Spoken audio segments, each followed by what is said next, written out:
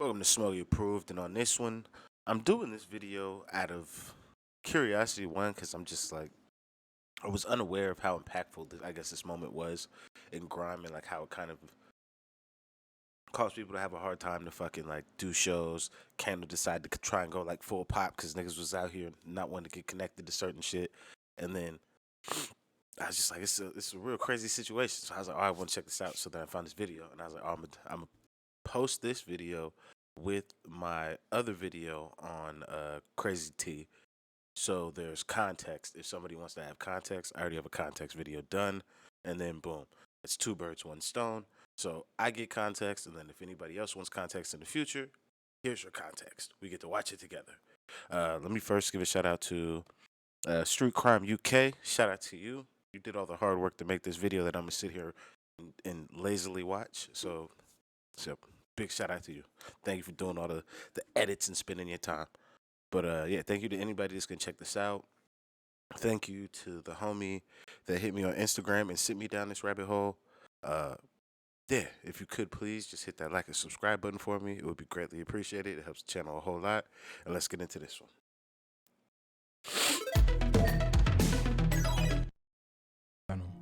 Please don't forget to like, share, comment, and subscribe. Today we take a look at the case of Carl Dobson, who's a famous grime MC also known as Crazy Titch. Carl Dobson was born on the 31st of January 1983. Crazy Titch of Carl Dobson, who's a famous grime MC also known as Crazy Titch. I'm gonna just leave it to accent is why I don't hear the ch in Titch's name, because is it not Titch, like Crazy Titch, not Tit? Carl Dobson was born on the 31st of January 1983. He is better known as his stage name, Crazy Titch. He is a British grime MC who is now serving a life sentence for murder. For context, for people in the US, that if I do like have anybody from the US that's like, yo, fuck it, I'm going down the rabbit hole with him. A life sentence in the UK, if I understand it, is only 30 years. Or it's like how it's 25 to life in America. Like you got to serve 25 before you can actually like think about getting paroled. I don't know if you guys have like a parole system in the UK, but is that how it works? Or a life sentence is just the 30 years flat? Mr. Dobson had become estranged from his brother, Dirty Goods, during his childhood, but they had later reconnected and became musical collaborators. Mr. Dobson had gained underground fame due to his membership of a grime collective called Boys in the Hood, which featured the members Dirty Goods, Titch's half-brother, Crazy Titch, and Delta Force. Amongst his better known work was a single that he released called Sing Along in 2004.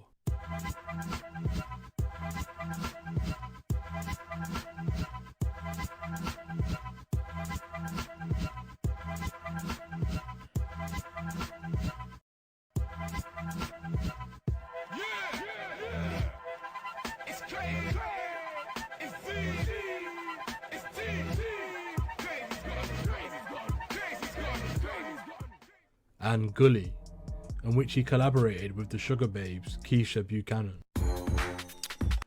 Who the fuck are the Sugar Babes? Never heard of them. It's crazy. Mineral connection, yeah. We got a boys in the hood. We got a kids Bunning this shit. 2005.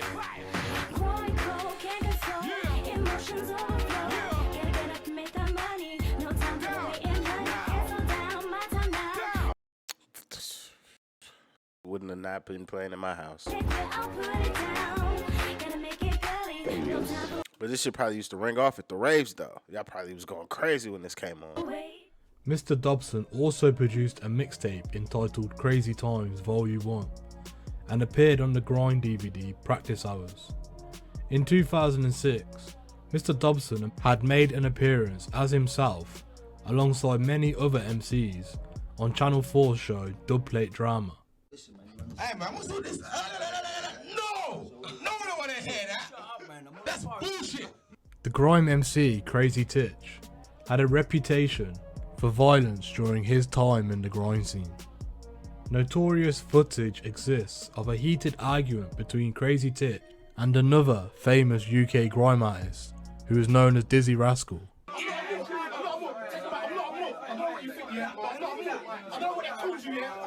Just in case nobody answers my question on that one. What is that N word he's saying? I'm not a what? I don't know what that word is.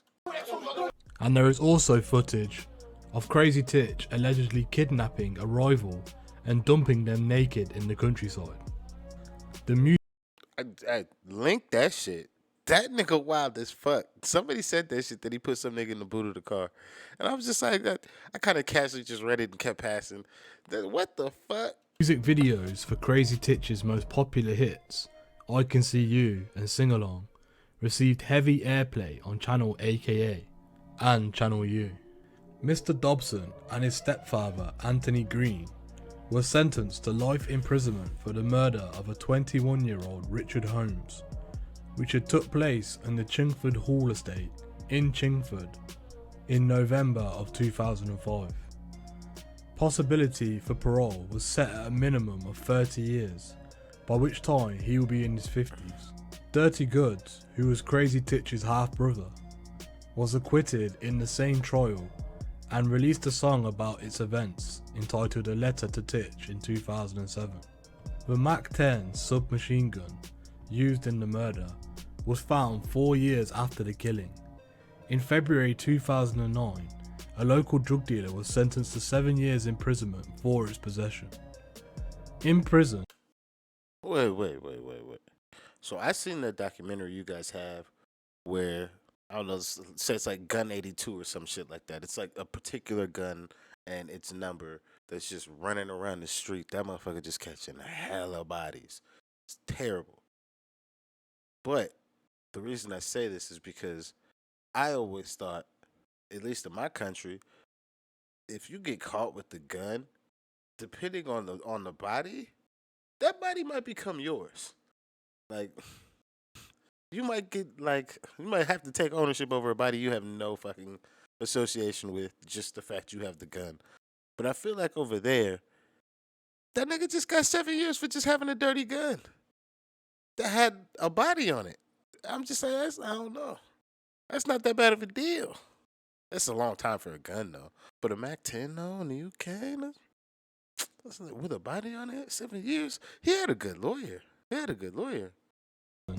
Mr. Dobson is considered to be a high-profile prisoner and has been able to use prison facilities to record material and hold interviews with the outside media. In 2010, Mr. Dobson released his second mixtape, a sequel to the 2005 Crazy Times, with material having been recorded whilst incarcerated. In 2017, that's only a couple places in America do that. They have prisons where you can record and shit over there? Mr. Dobson appeared on the interlude on Stormzy's album Gang Signs and Prayer, talking to Stormzy over the phone.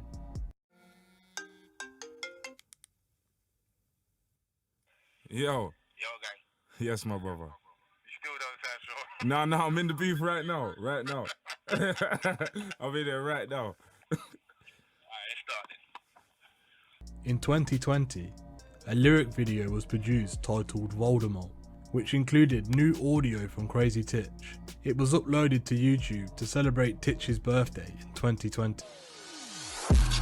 Can't know if a man writes hard, man best know that I'm raw. These rappers are just bicarbs. What's a man talking for? You can. Oh, bro. What are you in jail sounding like that for? That's not how that's supposed to. At least our American artists, them niggas go to jail. You be like, yo, that nigga never rapped a day in his life. What happened? Why is he in jail sounding like, oh my God, he is like Voldemort. That nigga should be dead, but he is coming back with so much energy. What the fuck? Titch's birthday in 2020. Can't know if a man writes hard, man best know that I'm raw. These rappers are just bicarbs. What's a man talking for? You can have heart. It's when you. On the Yeah, I might have to. Fuck, man. I wouldn't try to really go down like this rabbit hole, but I might have to do one of this Voldemort record too. That shit is crazy. 22nd of June 2020, a YouTube channel called Justice for Titch uploaded a video in which Crazy Titch, also known as Carl Dobson, explains briefly details which have led him to be incarcerated and why he feels of why he was wrongly convicted for the crime of murder. Mr. Dobson also asks for anyone who truly believes in him to go and visit his petition page and sign it. As of today, that petition I'm not gonna lie, that's also why I wanted to do this video, is because it made me think, like, in doing these, some of these people that I'm gonna be covering, they're some real fucking demons. So in watching that first one and just hearing his backstory, I'm just like, that boy a real demon. And then to not have the details on, like, well, did he do it? Did he didn't? Like, what actually happened? And then for it to come to find out, I was like, well, he didn't actually catch the body. And if the judge said the nigga that killed the person is not even in the courtroom when he sentenced the boy, like, I felt compelled to find out a little bit more about the situation, because I was just like, what the fuck is going on? petition has 14,000 signatures. Rubbish to list up. I think rubbish is a polite way to say, do you know, like that, because there was things I was that's the audio I heard. that wasn't happening that could have easily proved my innocence, or even disprove some lies that was being told in court. The petition was started by Lisa Stepanovic, and it is a petition to be sent to the Criminal Cases Review Commission. On the petition, it says, everyone deserves a fair trial. Justice for Carl Dobson, aka Crazy Titch. The hashtag Justice for Titch campaign is determined that Carl Dobson, aka Crazy Titch, gets justice that has so far been denied to him in the criminal justice system. In 2005, Crazy Titch was a 22-year-old with an exciting future ahead of him. As a pioneer of the grime scene, together with his contemporaries Wiley, Dizzy Rascal and Kano, they were influencing hundreds of thousands of young people across the UK. Their passionate lyric voiced the lived experiences of working class kids while shining a light on our underrepresented communities. Every deprived housing estate. Yo, I just gotta keep it a bean. That boy just remixed the lyrics from the video I seen that initially fucking, not the lyrics, the fucking script from the initial video I seen that made me want to look like deeper. So fucking Festivity TV or something like that is the guy's name.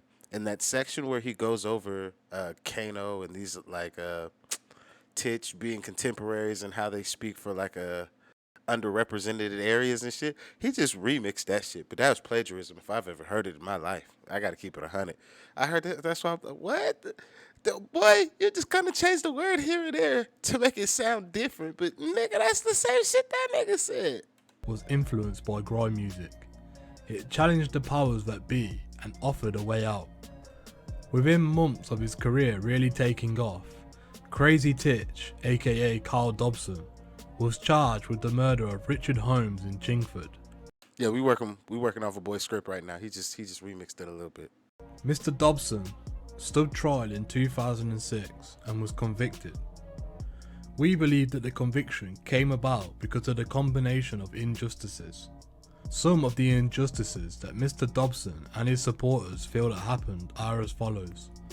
Character assassination, due to the moral panic over the genre of urban music in the UK at the time. The joint enterprise law, which often convicts individuals for crimes they have not committed, and it is disproportionately young black men who suffer from the joint enterprise law. Anonymous witness testimonies, which deny individuals the right to know their accusers. The police failings, in which the investigation and the handling of witnesses was not done so correctly. The inherent unreliability of eyewitness evidence. The petition states that the evidence in Mr. Dobson's case is unsafe and must be challenged again. Everyone deserves a fair trial. Some of the facts we know are in the court records. It was agreed at trial that Titch did not fire the fatal shot. A supposed eyewitness failed to pick out Crazy Titch from an identification parade close to the date of the shooting. 6 months later, the same witness attended another parade and picked him out after admitting that they had seen a photograph of Crazy Titch in the Evening Standard naming him as a suspect. Another supposed eyewitness, said to have been standing with the identifying eyewitness claiming to recognise Crazy Titch, was unable to pick him out of an identification parade very shortly after the shooting. Also, another supposed eyewitness who did pick who did pick Crazy Titch out from a lineup, admitted they had seen him in photographs and in newspapers, or had recognised him from music videos. Mr. Dobson and his legal team have been working with the criminal defence firm Commons for the past 18 months to take the case back and present new evidence to the Criminal Case Review Commission. They are seeking to overturn the conviction. Mr. Dobson had applied on 2 separate occasions to have his sentence re-looked over by the Court of Appeals. Lord Justice Keane revealed the outcomes of these applications and said the following: "These are the renewed applications for leave to appeal against conviction. This was after leave having been refused by a single judge. On the 2nd of November 2006 in the Criminal Central Court, before His Honour Judge Barker QC, the Common Sergeant, both applicants were convicted of murder and were sentenced to life imprisonment. A co-defendant, Mr. Mahorn, was acquitted of murder and indeed of the alternative of manslaughter. The victim, Richard Holmes, was shot and killed at about 12:40. So I'm not trying to be no hater, but I just gotta keep it 100. This is how I know he's reading that other nigga's script, because the first half of the video, he just let us know that the defendant that got away is motherfucking Titch's brother, his stepbrother. Like, and he did a whole song. Why would you then read his name in this part of it like you don't even know who the fuck the nigga is? Like, I guess this is like when teachers caught niggas cheating when we was in school and shit. It was like, my nigga, it's so obvious. Like, you didn't even think about it. 45 AM on the 4th of November 2005, outside the community centre of Chingford Hall Estate in North East London. Mr. Holmes was shot 3 times. There was expert evidence that one shot to the leg had been fired from a converted MAC-10 submachine gun.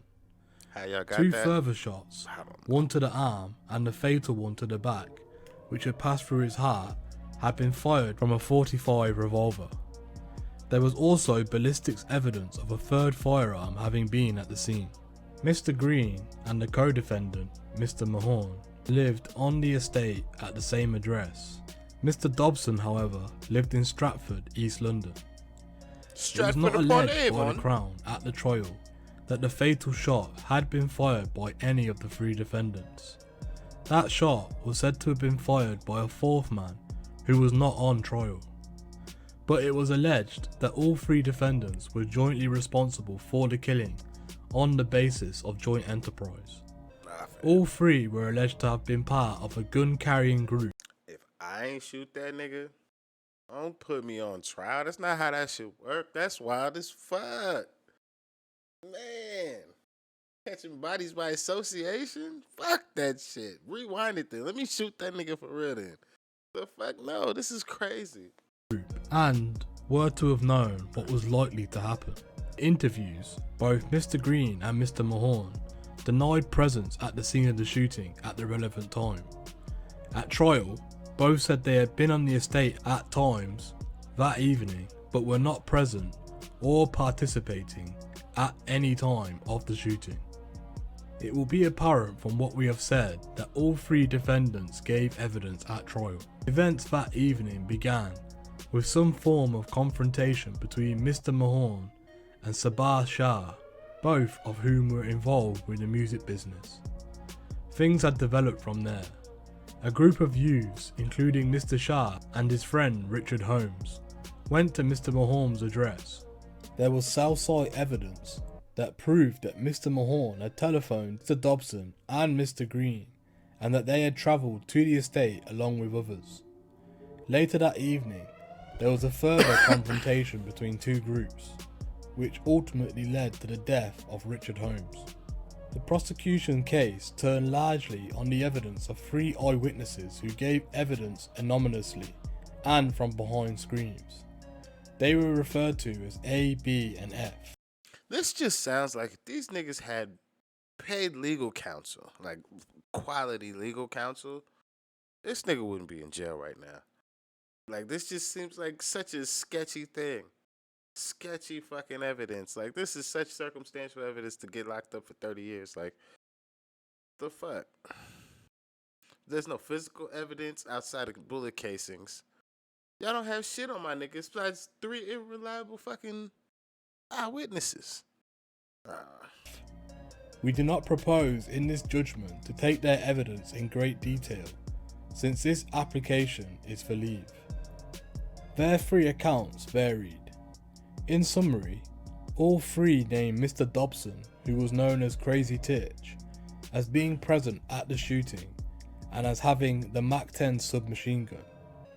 The strength of that identification varied between the 3 of them. Witness F identified Mr. Dobson at an identification parade on the 2nd of February 2006. In his evidence, he described Mr. Dobson as jumping around, excited and shaking a gun. Witness B failed to identify Mr. Dobson at a parade on the 28th of January 2006, but she did so at another subsequent parade. The basis of that identification was challenged. Witness A's evidence was that Mr. Dobson was there at the shooting, but she had failed to pick him out in a video identification parade in November of 2005. As for the other 2 defendants, Witness F said that they were both there. He already knew Mr. Mahorn, and he identified Mr. Green at an identification parade. Witness F described the applicant, Mr. Green, as saying to Mr. Dobson about another man, "He's okay." That man was allowed to walk away. Witness A identified Mr. Green as having been with Dobson at the time of the shooting. She was firm about that under cross-examination and said that she was not mistaken. Her evidence was that she did not see Mr. Mahorn there, but she thought that he would have been there. Witness B said that Mr. Mahorn was there, but that Green was not. There was, however, evidence that she had named Green on the night of the shooting as being present. The Crown also successfully applied to use evidence of Mr. Dobson and Mr. Green's previous convictions to show that this was not the first time that they were involved in gun crime. The judge unanimously convicted the applicants, Mr. Dobson and Mr. Green. Wait a minute. The fuck does he mean, the judge? You guys don't have a fucking jury of your peers? It's just them niggas in the white wigs? Y'all just talk to them? And you gotta convince some nigga with a white wig, like, hey man, don't lock me up. Don't tell me that's how this shit actually happened. I ain't gonna be on shit. I come back over there. You got it, buddy. You got it. I'm not going to jail over there. What the fuck? That's crazy. Nigga in a white wig. Oh, that shit don't even fit. And unanimously acquitted Mr. Mahorn. Mr. Dobson and Mr. Green now contend that the verdicts in their cases were perverse as being inconsistent with the acquittal of Mr. Mahorn. In addition, and indeed connected with that first point, they both argue that the judge was wrong to allow in evidence of their previous convictions, which may go to explain the willingness of the jury to convict the 2 applicants while acquitting Mr. Mahorn. The appeal court will deal with these issues first before coming to a separate point raised on behalf of Mr. Dobson. It is convenient to take first the issue of admissibility of the previous convictions, as have counsel today. In his ruling, the judge spelled out the basis for the application by the Crowns as follows. Mr. Dobson was convicted of robbery in August the 27th, 1999, whilst using an air pistol with another in a betting shop. He was sentenced to 5. What the fuck? An air pistol? That's not a gun charge. Are you what? You catch a gun charge for an air pistol?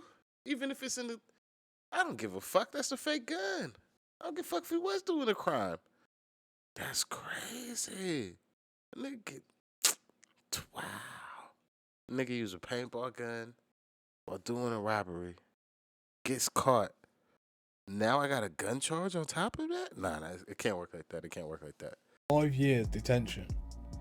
This, the prosecution say, is relevant to the matter in issue under section 101D of the Criminal Justice Act of 2003, and it shows that the criminal is willing to commit gun crime and is okay Where's the with the gun knowledge blood? of knowing that a gun is being carried by another man.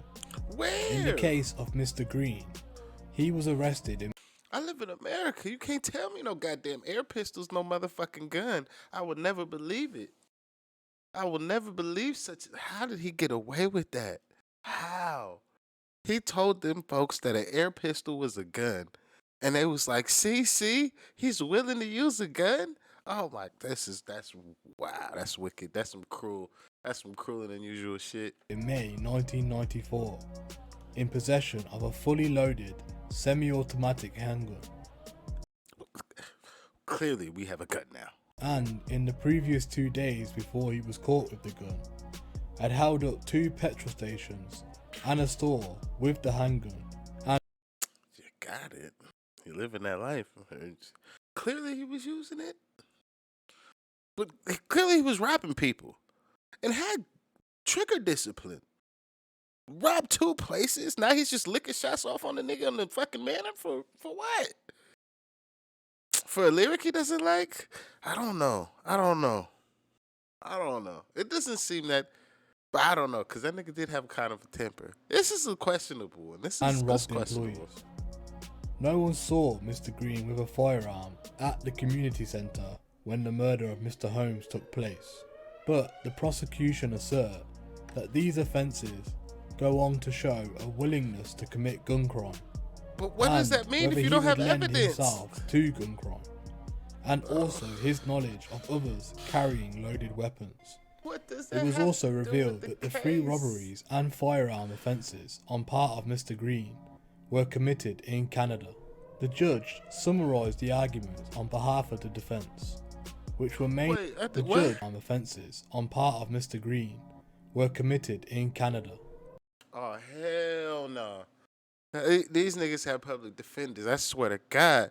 Ain't no way you gonna bring a crime I did in Canada into no goddamn UK court on me to fucking show that I got a past history of predation? What the fuck? How? Oh, Jesus Christ. It had to be a public defender. It had to be. How does this? No. One nigga had an air pistol, no gun. Other nigga had a real gun in a country where guns are legal, so it could have been legal for him to have said gun, but because he was using it to commit a crime, that's the only reason it fucking matters. And that didn't even happen in the UK. But oh wow. No. Fuck no. The judge summarised the arguments on behalf of the defence, which were mainly that the convictions did not help You on the are a central bastard. issue That of is what- identification. You summarized what for me? That you're gonna railroad me, bro? And hear the facts of why the railroad is okay by your book? How the fuck did that guy become a judge? How does he hear this evidence? Is somebody supposed to be an impartial party, and here's a nigga had an air pistol, and let that shit lie? Like, nah, allow it, blood. Air pistol? Perfectly cool. Ah, Jesus Christ. Where's that nigga at? Recall that nigga. And that the prejudicial effect Oh my God. outweigh the probative value. In his notes, the judge asked 3 questions to himself. Does the history of the conviction establish that the offender is likely to commit the offences of the kind charged? No. Does that likeliness make it more likely that I know I keep stopping it, but it's just little points like this. Like, no, it doesn't. He clearly, if I'm to believe what the media says I'm supposed to believe, he lives in an environment where he can get a gun faster than he can get motherfucking healthy food to eat. But yet he has chosen to use an air gun to commit his crimes, which shows to me a level of foresight to be like, if I have to shoot somebody, I don't even want to have to deal with the situation. I'm going to use this fake shit. Or I'll really just beat up somebody because he seems willing to beat people up. So an air gun with the guy willing to beat you up, Yeah, that's a good racket. Niggas think I got a gun, but if it ever goes there, I'm not really gonna be at the risk of losing anybody's life. No, no, uh, no. Jesus Christ. The defendant committed the offence charged? And is it unjust to rely upon the convictions of the same description or category? And in any event, will the proceedings be unfair if they are admitted? Having posed the three questions, the judge continued as follows. The circumstances surrounding the previous convictions of each defendant are different, and I have considered each case in isolation. The points made by counsel have force, and clearly the admission of this evidence against either will have a substantial effect. I bear in mind that these are single convictions, although in the case of Green, there were several offences involving the same firearm. Further, in his case, they were 12 years ago. I have considered the other evidence in the case, as well as the section 101 1D and section 103 of the Act. In my view, although effectively single convictions, the circumstances demonstrate much force in relation to the offence charged, and the age of Green's case does not diminish the importance. The critical issue is whether either of these defendants would lend themselves to an attack with firearms. The likeliness in each case has been established. It goes to the heart of the case, and it would not be unjust for them to be revealed. The provisions of the Act are satisfied that I grant the application to place these matters before the jury, and I have in mind Kick this that a nigga off the careful bar. He gotta direction go. He must gotta be go. given He gotta go in off the the summing bench. up. Can't believe this shit. On behalf of Mr. Dobson, Mr. Trimmer QC emphasises that his client's previous convictions was allowed in under section 101D, which requires it to be relevant to the important matter in issue between the defendant and the prosecution. He acknowledges that the section 103 renders the issue of whether the defendant has the likeliness to commit the offences of the kind of which he is charged, and this is a matter in issue between the defence and the Crown, except where having such likeliness makes it no more likely that he is guilty. But it is submitted that there was no more important matter in issue to which any such likeliness was relevant. The only important issue, it is said, was whether Mr. Dobson was correctly identified, and his previous conviction could not assist on that.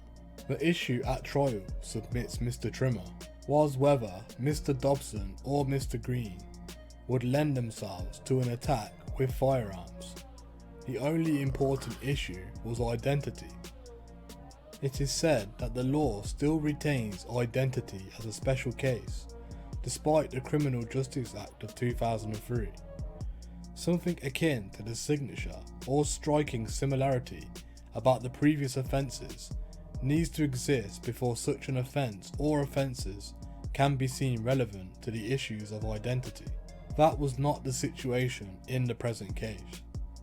In addition, Mr. Trimmer challenges whether the previous conviction of his client was capable of establishing the likeliness to commit an offence of the kind his client was being charged with, namely murder. Mr. Dobson stresses that the past conviction was for a robbery involving an air pistol. It had happened 5 years ago when Mr. Dobson was still a youth. It was a single offence committed for the... Another question. Your youth offender files are not sealed? That's not a thing over there? Because over here, like, shit, your youth file? Like, they got to jump through some hoops to get that motherfucker.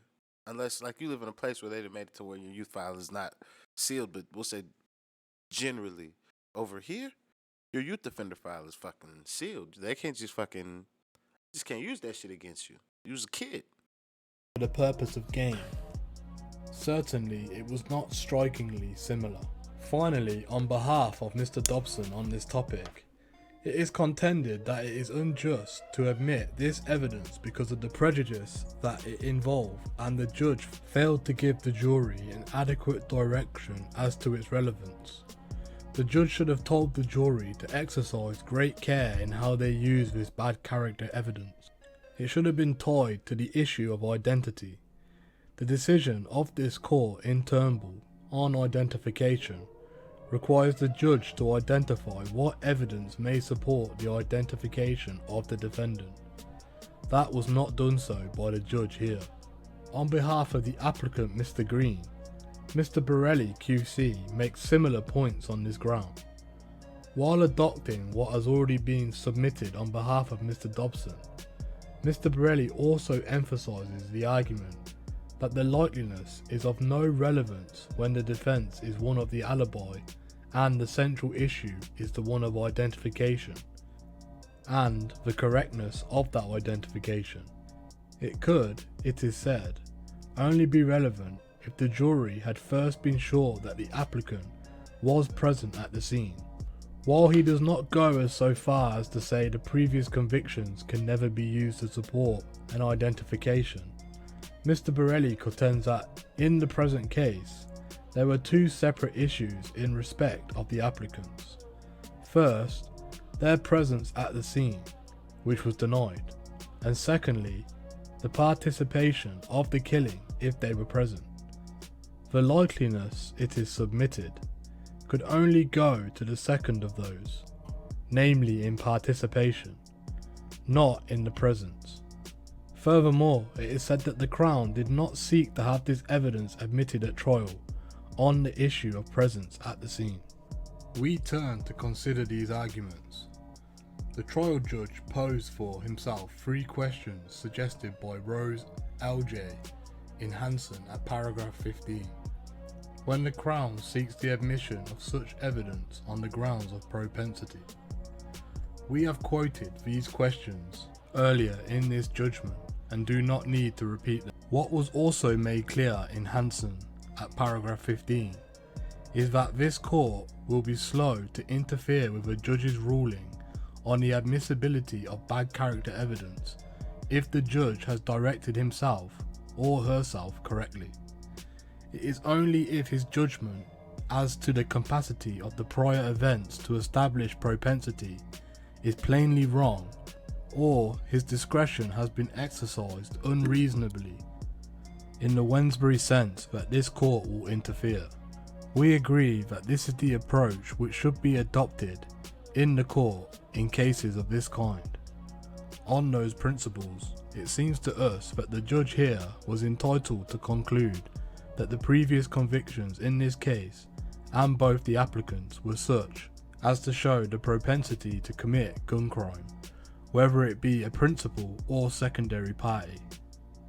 In respect of Mr. Dobson, his was a relatively recent conviction involving firearms for criminal purposes. Even though it is only a single conviction, it could, in our view, suffice.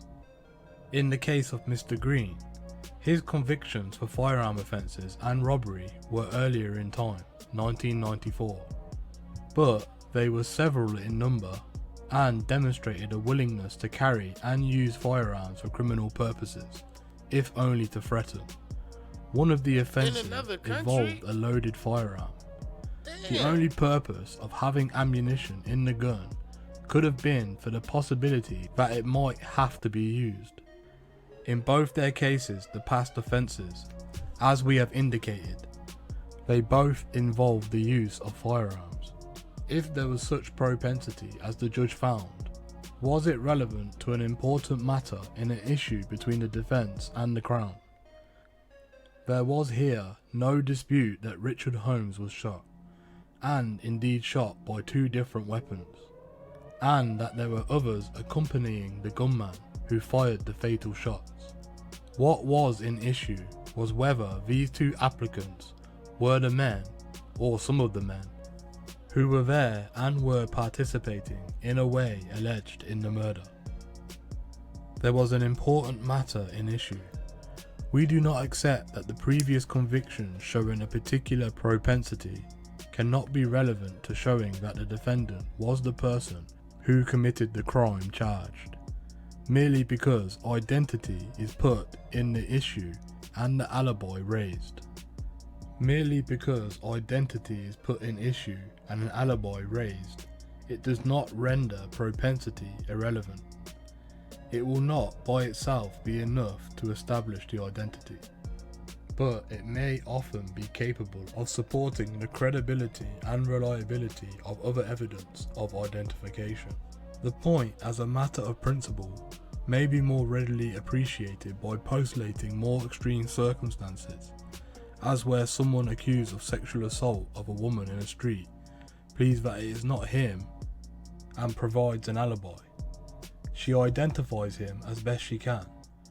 Would not evidence that he had several recent convictions for similar assaults be admissible to show that it was him on the occasion now charged, and to support the identification evidence by the victim? We are in the view it would be relevant and therefore admissible, subject of course to the judge's usual discretion. We have taken there what may be a more extreme example, but we do so only in order to make the point more obvious.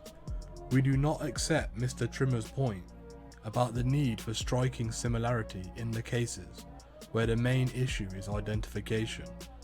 Not only is paragraph 9 of Hansen, which was quoted earlier, contrary to that, but the correct test is now to be found in the provisions of the 2003 Act, and in particular for the present purposes of section 101 1D. Is it relevant to an important matter in an issue between the defendant and the prosecution? As Mr. Borelli acknowledged, bad character in a sense of previous convictions can, if they demonstrate in a particular propensity, be relevant in the issue of identity, which was crucial in the present case. We entirely accept that the matter of degree whether the propensity is established and whether the propensity is relevant. We entirely accept that it is a matter of degree whether the propensity is established or whether the propensity is relevant, but striking similarity is not the test. This can be appreciated from the decision of this court in R vs Eastlake 2007 EWCA Criminal 603. That was a case in which two male teenagers had been attacked by two males who then ran off. The appellants denied that they were the assailants. They relied on defense of an alibi. They asserted that the identifications of them by witnesses were mistaken.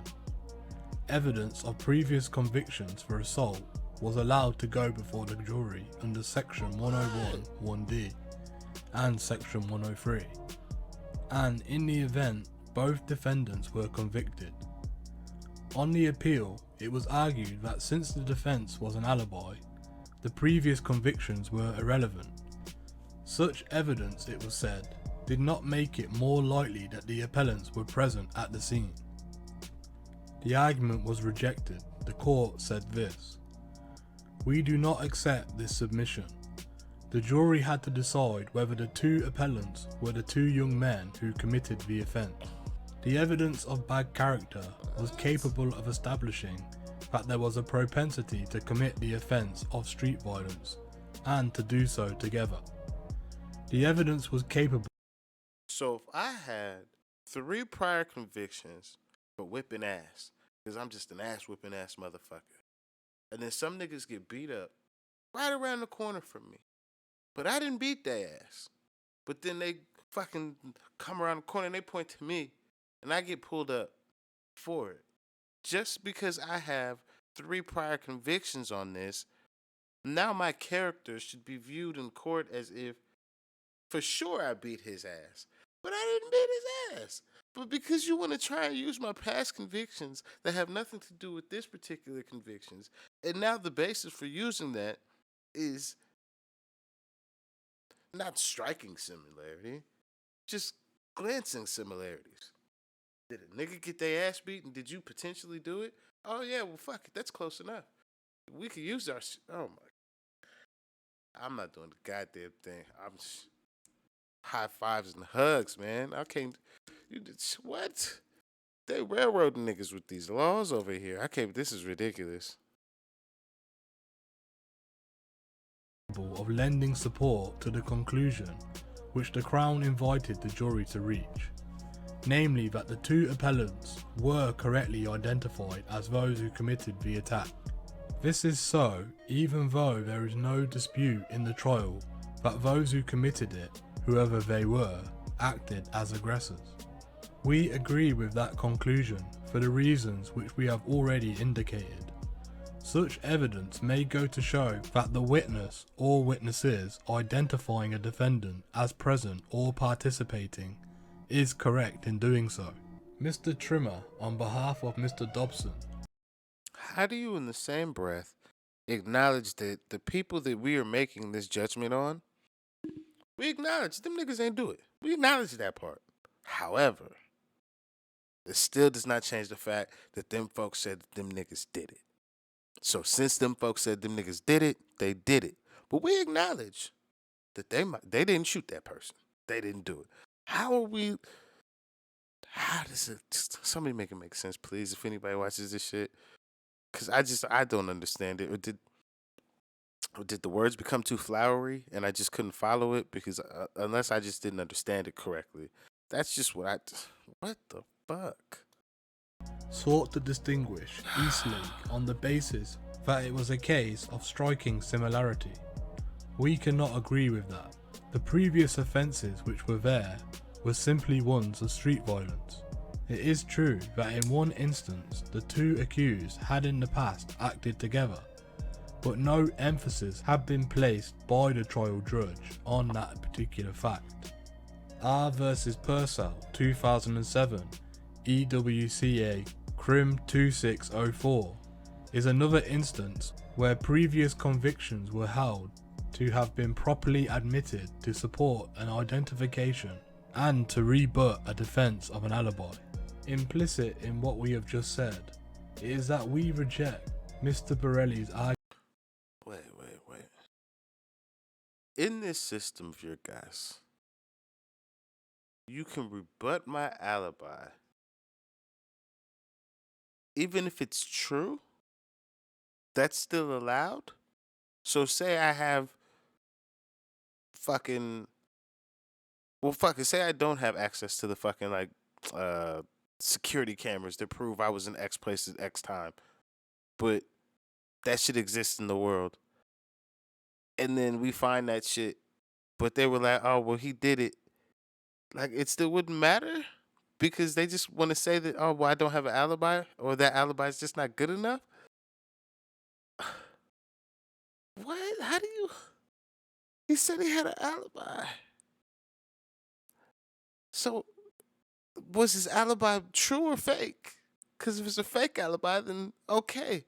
But if it's true, you don't get to just pick away at it and be like, well, fuck his alibi. He's still a bad guy. Fuck. Argument that the evidence of propensity was only relevant in the present case of the participation of the killing, as opposed to the presence. Just in Eastlake, the propensity in question was capable of supporting the identification of the applicants as being present and participating in the offence. Indeed, it seems to us somewhat artificial in the present case to separate those two matters of present and participation. What the evidence of propensity was capable of doing was supporting the eyewitnesses' evidence of identification. In short, that what they said they had seen was correct. In other words, had they identified the right people. We can see no merit in the argument that the Crown only saw. No, he didn't say that. What they said would have been correct if they had have identified the right people. What? Was correct. In short, supporting the eyewitnesses' evidence of identification. In short, that what they said they had seen was correct. In other words, had they identified the right people. What they had seen was correct. Had they identified the right people? What?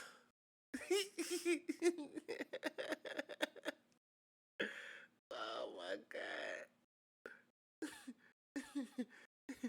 That motherfucker said, yo, you would have answered all the questions right on the test if you had a fucking chose different answer.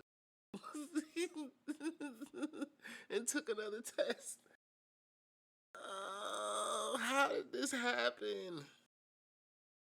We can see no merit in the argument that the Crown only sought the admission of this evidence on the issue of participation and not on the presence.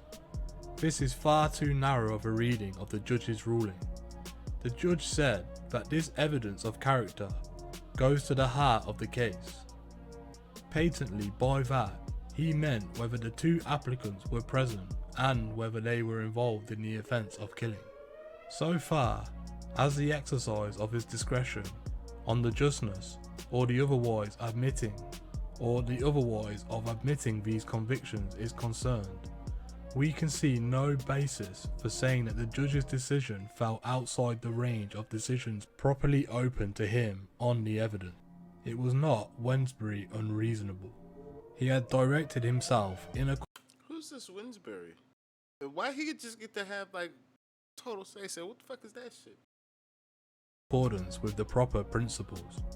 As to his decisions to the jury, the judge gave the requisitive, careful directions about the previous convictions, along the lines indicated in Hanson and Edwards, 2005, EWCA Crim 1813. Amongst other things, he emphasised that, by themselves, previous convictions could not establish guilt. He also made it clear that the jury could not convict wholly or even mainly on the strength of those previous convictions. In our view, he did not need to go no further than he did. Given our conclusion on the relevance on the previous convictions to both the presence and the participation, no specific direction about the relevance of those convictions to the defence of alibi was required.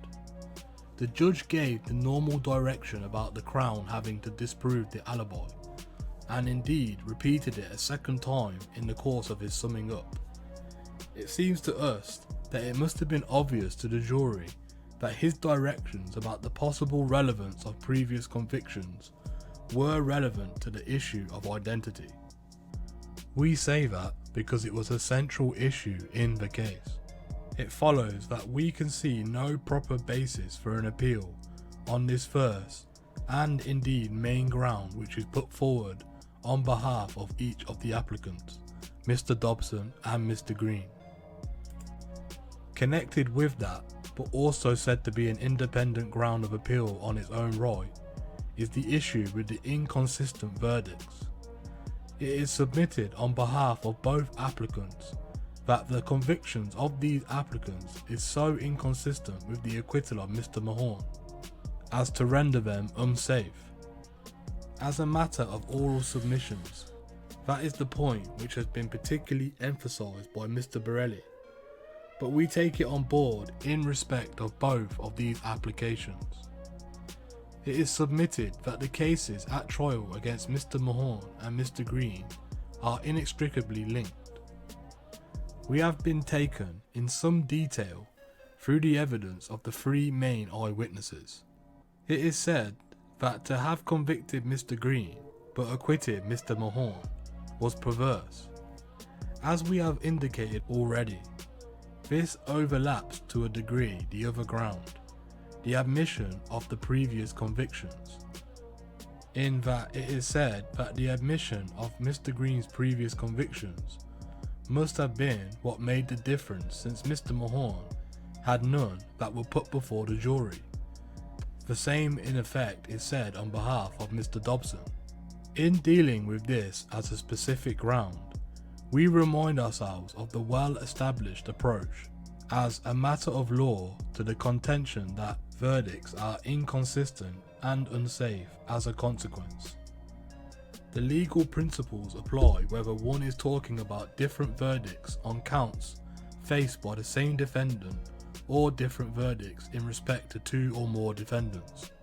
The essential principle is that it is necessary for the appellant to establish that there is a logical inconsistency in the verdicts, in the sense that no reasonable jury, applying their minds to the facts, could have reached those verdicts. It is not enough that it seems surprising that the jury returned the verdicts that they did, or that the appeal court itself might not have returned such a combination of verdicts had it been sitting as a jury. If there is a possible legitimate chain of reasoning which could explain the apparent inconsistency, this court will not interfere. It is open to a jury to believe a single witness on part or all of her or his evidence, but not accept another part. Those are the established principles. Indeed, this is prayed in aid, of course, of the submissions on his behalf. All of that is true. Perhaps, unsurprisingly, and certainly not unusually, the eyewitnesses' accounts of events differed in certain respects from each other. The jury, for its part, had to access the credibility of each of those witnesses and the reliability of their evidence in the various aspects and in the respect of each of the defendants. They had to evaluate what each of those witnesses said about each of the defendants. The jury then heard each of the defendants give evidence, just as they had to do so with the Crown's witnesses. So here again, the jury had to decide how far they believed each of the defendants. In the light of that complex assemblage of decisions about at least 3 Crown eyewitnesses and the 3 accused, the jury then had to decide whether they were sure of guilt, considering each defendant separately. In considering the cases against the 2 applicants, they also had their previous convictions to consider. It was not illegitimate to take those into account.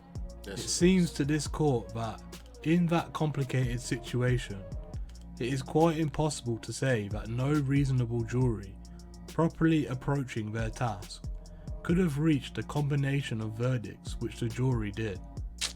We do not know what they have made of each of the 3 eyewitnesses and the 3 defendants. As the single judge said, they may have found witness A particularly convincing when she said that she saw Mr. Green there at the relevant time, but did not see Mr. Mahone. That indeed was a point made on Mr. Mahone's behalf to the jury by his counsel. All 3 eyewitnesses said that Mr. Dobson was there and with a submachine gun. The evidence in the case was patently complex. That being so, we could see no prospect of a successful appeal on the basis that the verdicts were logically inconsistent and therefore perverse. Finally, there is a point raised on behalf of Mr. Dobson about a reference by the judge to the internet.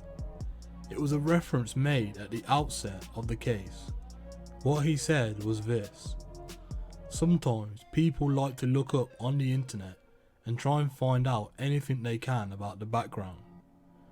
What is there does not matter. I am not banning you from looking at the internet, but it is really of no help because what you are doing is deciding this case on the evidence that you hear in this court, which we all hear together. It is argued now by Mr. Dobson that that statement undermines the safety of the conviction. A strong warning should have been given not to seek from the internet information relevant to the case, whereas the words used by the judge implied that it was not forbidden to look at the internet. Mr. Trimmer, on behalf of Mr. Dobson, whose submissions on this were adopted by Mr. Borelli on behalf of Mr. Green, contends that the judge, in effect, implied that the jury had permission to look up matters on the internet. If a juror takes into account any such material, then the principle that the defendant is entitled to see all the material on which the jury decides his case is flouted. In that connection, reliance is placed heavily on R versus Karakaya 2004 to CR-APP-R5, where that principle is strongly endorsed. Mr. Trimmer has obtained some sample pages from the online encyclopedia Wikipedia. Some of the extracts post-date convictions, but others do not. They refer mainly to Dobson's musical activities, but they also include references to other offences for which he is sentenced for in 1999, along with a robbery about which they knew. Those other offences included handling theft, handling stolen goods, theft, burglary, and criminal damage. There is also a reference to him being on trial for a murder by paying someone to kill the victim. In the course of it, the judge made it clear that no jury had to decide the case on the evidence which they heard in court. We have not been provided with transcript of the whole of the judge's remarks to the jury at the start of the case from which this extract have been taken. He came back to that again at the start of his summing up, but as the single judge said, and as Mr. Borelli believes I just happened, don't get it. I the just trial don't get judge it. has evidently just given the jury the unusual warning, the usual warning about not discussing the case, save in the jury room, and basing their verdicts only on the evidence which was heard. We can see no reason to believe that they did otherwise. In that situation, it seems to us that this ground provides no basis for a potential successful appeal. We have taken these various grounds separately, but looking at them, whether separately or together, we can see nothing that cases us to doubt about the safety of these convictions, and nothing which merits the further detailed scrutiny of a full appeal. It follows that both of these applications must be dismissed. Mr. Dobson was in the papers again recently, when it was exposed that he was in a sexual relationship with a married prison worker, whilst he was incarcerated at HMP Long Lartin. Jody Malins, who worked for a courier firm DHL, bringing supplies to the canteen at HMP Lartin.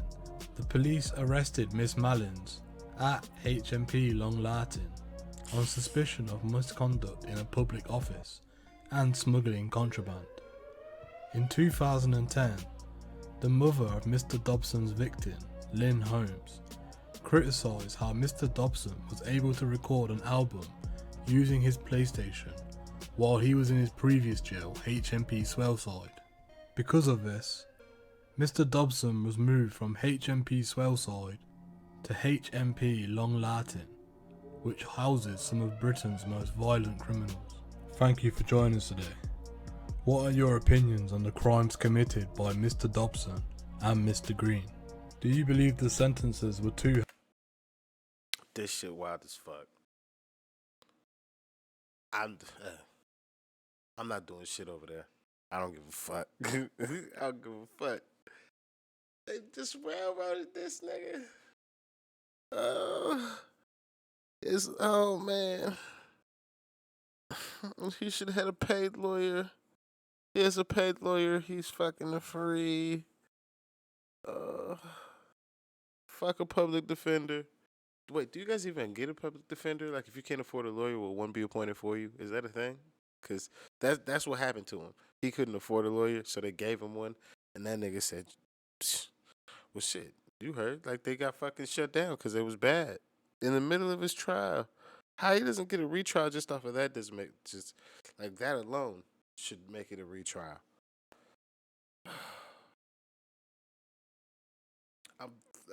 I've become far more invested in this than I thought I was actually going to. Thought I was going to just fuck off and be like, oh, well, that's crazy. This nigga's doing 30 years. We'll never see him again. And I'm like, maybe. I'm not saying he didn't do it, because I don't know all that. I'm saying from the evidence I've heard and how the system works, he shouldn't be in jail. Now, that's just how I see it. That's just how I see it. Because it doesn't make sense. They use type evidence that doesn't. It's not a gun. But then the guy that had the gun, that shit was in another country. And 12 years ago. Ain't no way you get to use that shit. And then we use it like he didn't. He did 2 robberies with it. That means he got no. Yeah, I don't know. So I'm just gonna. If more comes from this, or if anybody actually watches this shit because it's long as shit, then yeah, hey, shout out to you for rocking with me. It's much appreciated. But yeah, damn, this shit was. This is interesting, but this is trash. This is crazy. What the fuck? Yeah, if you made this far, thank you. Hit the like button if you can. Subscribe if you made it this far and it's your first time. And yeah, see you on the next one. I'm out of here. That's what the fuck.